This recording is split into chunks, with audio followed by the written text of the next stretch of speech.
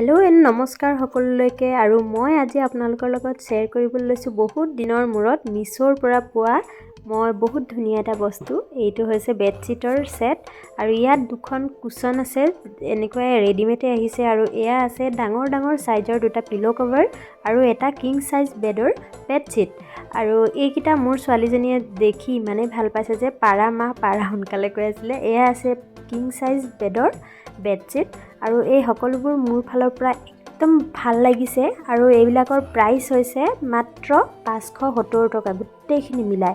গতিকে আপোনালোকে যদি ল'ব বিচাৰে মই ডেছক্ৰিপশ্যনত লিংক আপোনালোকৰ সৈতে শ্বেয়াৰ কৰি দিম, আপোনালোকে তাৰ পৰা লৈ ল'ব পাৰিব।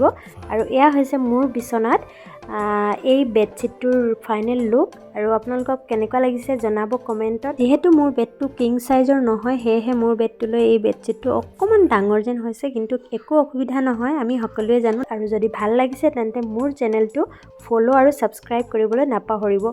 ধন্যবাদ।